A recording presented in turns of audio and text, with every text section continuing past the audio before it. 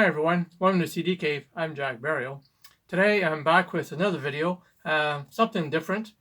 I'm not going to be showing a whole bunch of CDs in this episode. We'll be showing a few though. Basically talking about something I've been reading a lot about lately. I've been reading a lot of interviews on bands that are older bands, classic bands that have been touring, and a lot of the questions and stuff going on these interviews is about some of the members in a band and stuff like that. So start to think a lot of bands that I've seen in the past, whether I would like to see them again the way they are now. In other words, there are a lot of these classic bands touring now. Are they still really the band they should be called, or are they just more of a cover type band? So that's what I'll be talking about today. It's probably going to raise quite a few different opinions. I wouldn't mind reading the comments on them because I'm sure a lot of people have different opinions on that. Before I get into all that, if you're new here, hit that subscribe button. I really appreciate it. Like, and of course, those comments. I really like to read about people's opinions on this. As far as I'm concerned, there's basically two sides to this. There's the older crowd, and then there's the newer fans. And a lot of us that are older, bands that we've liked and that we've also seen live, we really attach ourselves a lot of the time to certain members in a band, one member or two members, things like that, for various reasons. So if I was, like a lot of bands that I've seen in the past, if I was to go see them today, I probably don't have that much of an interest to do so.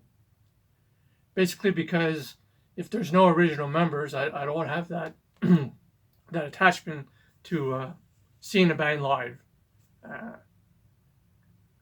The younger generation that have discovered these bands now and stuff, I think they mostly go to hear the music live, which is great. But if it's a band I've already seen before, like in their heyday when they were mostly original members, I don't think I have that much of an interest of seeing them again. I have went to see some of them, and most of them lucky if they have one member in a band.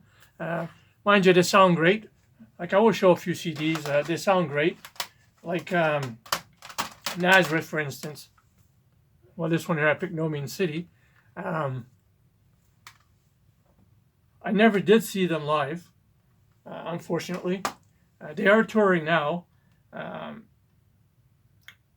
Would I go see them? I might go see them. They have one original member left, Pete Agnew, the bass player. And I do like the new lead singer, Carl Sentence. I like his vocal. And their last two albums are really good.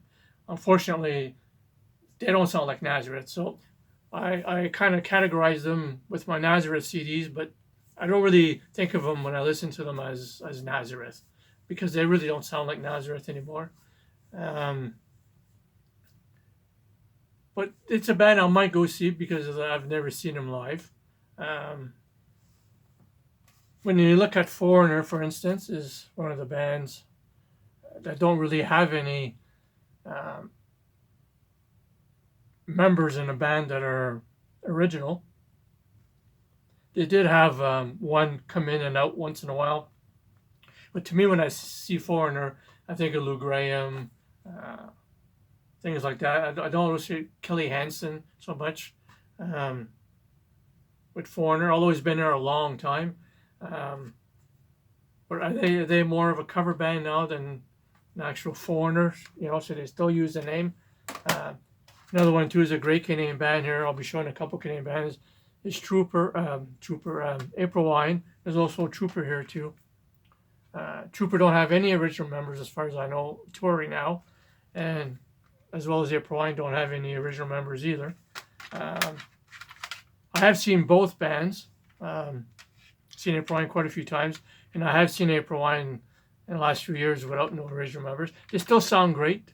They're great players, but is it still April Wine? Although they're playing the April Wine music. Same as Trooper. Another one too is Sweet.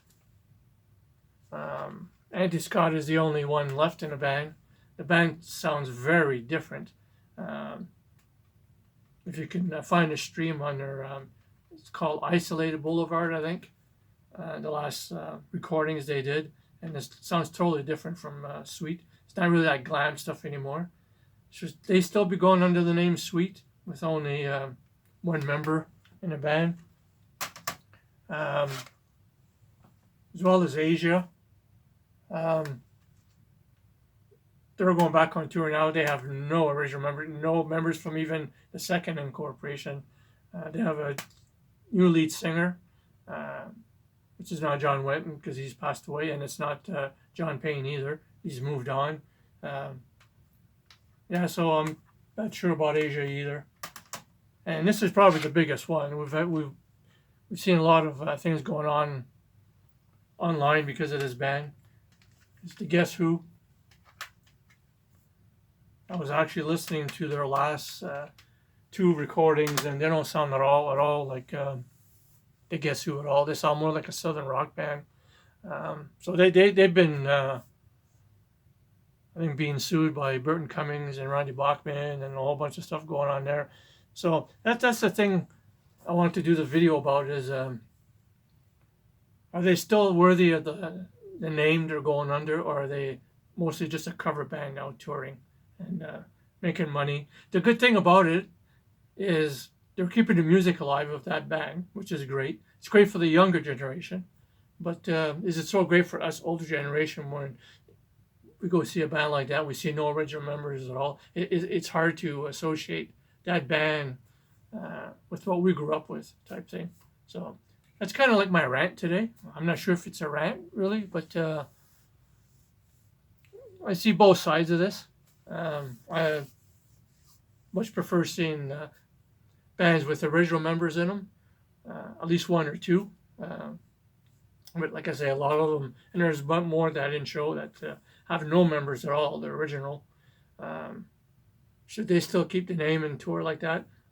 I'm not sure about that. I would love to see your comments on that. What you think about bands touring that have no original members and things like that. We'd really appreciate it. And I hope you enjoyed this video, something different for me to do. And until next time, take care of yourselves.